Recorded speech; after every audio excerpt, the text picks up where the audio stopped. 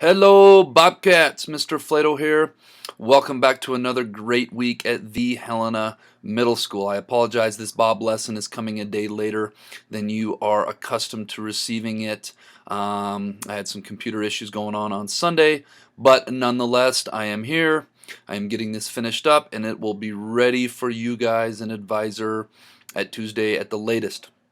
I'm going to continue talking about friendships today.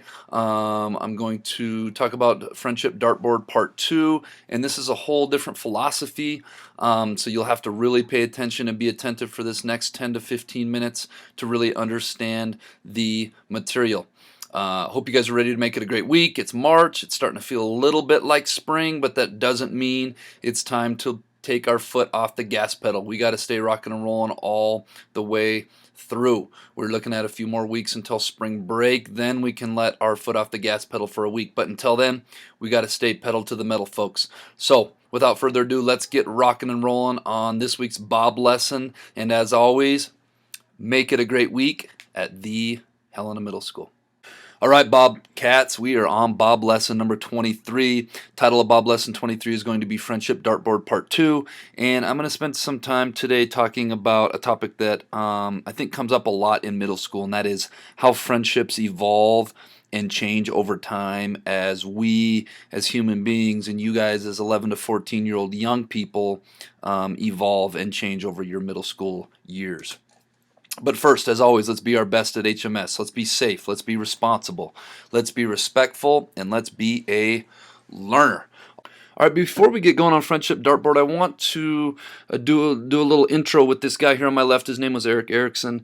Erik Erikson was a famous psychologist that developed psychosocial development. And he basically said that every life stage you go through in life, that life was broken up into different life stages. And the life stage that is roughly your guys' age and continues till you're 19 is called identity versus role confusion, or answering the question, who am I? And he basically stated that from age roughly 12 to 19, the major thing going on with human beings and their development is answering that question. Who am I? Where do I fit in? Where am I going in life? What are my interests? What are my strengths? What drives and motivates me? How am I unique from other people? And I think we go through in life and we're always answering these questions, but I think we're really growing and changing at a more rapid rate when people are your guys' age, through age 19. And many of you are probably sitting listening to that right now saying, yeah, that is me. You know, as you come through elementary school, you're not really that much different from other people.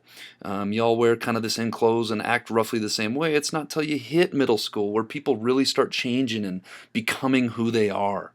And the reason I want to talk about this is because of this picture that I shared with you guys last week. Remember this picture right here? Surround yourself with those on the same mission as you. Well, what does this picture and the last picture of Erik Erikson have to do with each other? Well, simply, if you don't know who you are and you don't know what you're about and you're trying to figure these things out, your friendship group is also going to change at the same time. Remember, I really encourage you guys to surround yourself with a friendship group of people that are going to build you up and that are going to support you and that have common goals and common values and common interests. Well, if you're constantly trying to figure that out from age 12 to 19, your friendship group is probably going to change along with it.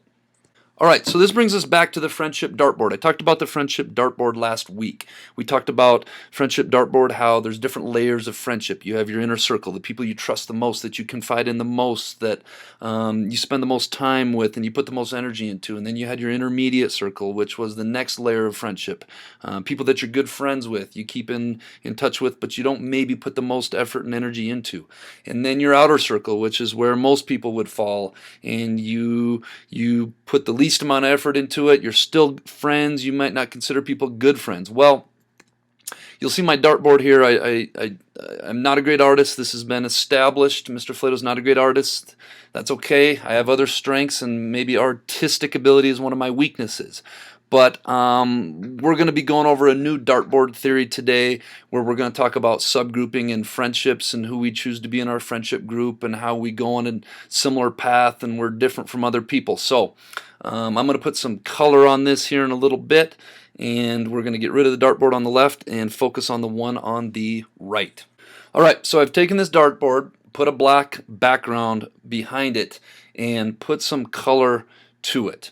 And the color is going to, well, the whole dartboard is going to represent maybe a community or a society, or in this case, maybe Helena Middle School. And you'll notice that on this dartboard, I've got some different colors. In the upper right, I've got an orange. On the right, I've got a blue. On the bottom right, I've got a yellow. On the bottom left, I've got a white or a silver. On the left, I've got a darker blue, and on the upper left, I've got a green. And what these colors really represent is different subgrouping or different friendship groups that we may have here in this school. Now, I know I only have 1, 2, 3, 4, 5, 6 different colors because I could only do so many colors, but maybe in a school like ours, maybe we have 25, 30, 40, 50 circles. When you look around the lunchroom, you see different groups of people sitting together every day, and it's a natural thing to gravitate towards certain people when it comes to making friendships. We talked about the dartboard from last week and our friendship groups. Well, this is a natural thing. Matter of fact, in the counseling world, we call this subgrouping, and these are the people that within the group that we choose to spend and hang out and spend our time with. We spoke before about people who are probably in your subgroup or your friendship circle. These are people that you share similar beliefs with. These are people that share similar interests as you. These are people that share similar values as you. These are people that you just relate to. You just happen to relate to one another.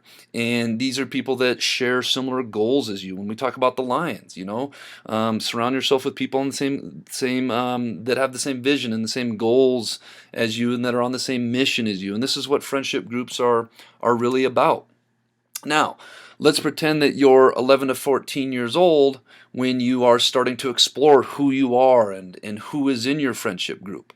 And let's pretend that that you choose to be a certain color. Maybe my upper right, and I'm just making this up on the fly, are athletes, people that like sports. Maybe far right are people that are my gamers. My blue, maybe my yellow are people that are into dance and ballet. Maybe my white are people that are just really into school and academics. Maybe my people on the left in the blue are people that are my thespians that are into drama and acting. And maybe my upper left are people that are into music. And I'm just making this up. Well, you get to be 11 to 14 years old and you realize, I hang with certain people and we kind of stick together. And let's pretend now that being 11 to 14 years old, you're closer to the bullseye. Maybe you are, I got my thing here. Let's pretend that I'm in this athlete group, and maybe right here is 11 to 14 years old. Notice how you can be in this red category or this orange category right here, but still be in a different lane, a dartboard lane from other people. Maybe these are my athletes right here, and maybe Joe is here, and Sally is here, and Robert is here, and Melissa is here, and Bethany is here, and Calvin is right here. And we all consider ourselves athletes, but at the same time, we're still our own people. And this means that it is normal to be in a friendship group and still be our own person. That means within our friendship groups, we can be our own people, have our own thoughts and ideas, and still be our own unique individuals. You'll also notice that as you get older, you may remain in the red, or maybe you end up over in the green or the blue. And the thing I want you guys to know is that's normal too. Maybe you start out where sports are really important to you, and then maybe you get into music, or maybe you get into thespians and drama or gaming or dance or whatever it is. As your interests start to change and you start to answer that question, who am I? Your friendship group or where you're at on the dartboard may change too. And the most important thing I want you guys to know is that is a normal thing. Now, let's pretend by the time you're in high school, you're still in the red and you're outside and further away from the bullseye. You'll also notice that you're further away from other reds because you're continuing to become your own unique person. So let's pretend that as a middle schooler you were in red and you started here, and maybe your best friend was over here.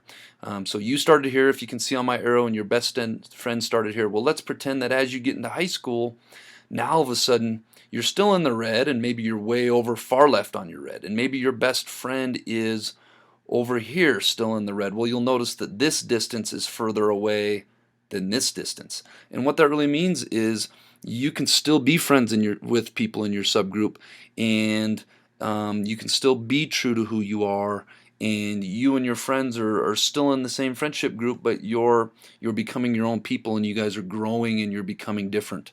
And I want you to know that that's an exciting thing. And the reason that I did this lesson and the reason that I wanted to talk about this is because so many times I talked to sixth grade students who were friends with somebody in elementary school, and now that they're in middle school, they've become friends with other people, and maybe they grow apart from some people. Or maybe I talked to eighth grade students who used to be really good friends with so and so, and just over the years they've changed, and that other person has changed, and they are now better friends with other people that they didn't used to be friends with. And as you get into high school and as you get into post high school, you're going to continue this. I think my inner circle, going back to last week's dartboard, the people that are in my inner circle weren't even on my dartboard period when I was in middle school or high school, because I hadn't met them yet. Now all the people in my inner circle, or all the people in my color zone here, are people that are basketball officials or coaches or in education, and those are the people that I hang out with, and that's a normal thing. And some of the people that used to be maybe in my color realm, or maybe that I was really tight with when I was in middle school or high school, I don't really keep in touch with anymore, and that's okay. That's a normal thing of normal part of growing up. So, what are our takeaways? Let's review what we're talking about today. You are in the midst of rapid growth and self-discovery from ages 12 to 19 years old. And for many of you, this is just starting, and it's a little uncomfortable, and I want you to know that that's okay. That's normal. And this is going to cause your friendship circle to grow, evolve, and change. And having a changing and evolving friendship circle is a normal thing. Choose friends that build you up, encourage you, and help you reach your goals and your dreams. And this picture right here of these lions, another picture of lions, says basically the same thing. Keep people in your life that truly love you, motivate you, encourage you, inspire you, enhance you in your life, and make you happy. All right, and we are now on to the quote of the week. And the quote of the week is, "It happens to everyone as they grow up." And this is kind of what this Bob lesson is about. You found out who you are and what you want, and then you realize that people you've known forever don't see things the way you do. So you keep the wonderful memories, but you find yourself moving on and making new friendships, and making new friendships with people that share your same vision, share your same goals, find interest in the same things in life, so on and so forth. All right, my JellyBean question of the week winners from last week are: great job, Michael Coy, Alexander Marquette, Dustin Howard, Serena Hayes, and Justin Pettit. As always, come see me after school or before school, either Tuesday or Wednesday this week, because I am going to be out again Thursday and Friday. And bring a friend, since we're talking about friendships. Bring a friend, because rumor in the hallways is they get rewarded with jelly beans too. How we came up with this answer, and the question of the week was solve if you're a genius, and the actual answer was 6. And you found this answer by taking, if you start at this 8 over here, you multiply it by the number below it. So 8 times 7 is 56, 7 times 6 is 42, 6 times 5 is 30. And this is the tricky part. Many of you put in a number that was 12, but it's not 12 because we skipped one here. So if we were to have a 2 down here, 2 times 3 would obviously be 6. If you didn't get that right, it's okay. I got a new JellyBean question of the week, and this is a riddle. And this riddle is, if this 5-letter word becomes shorter when you add 2 letters to it, what is the word? So if you think you know the word that becomes shorter when you add 2 letters to it, submit that in the Bob box in the counseling department right between my office and Mr. Meyer's office, and hopefully I will draw your name for next week. As always, don't have a great week. I want you guys to make a great week. Go out there, make it happen, be attentive in school, work hard, be a great friend, be respectful to everybody, and live it up this week. Oh, and one last thing. I'd like to give a special shout out to my 6th grade homies. You know who you are. Make a great week.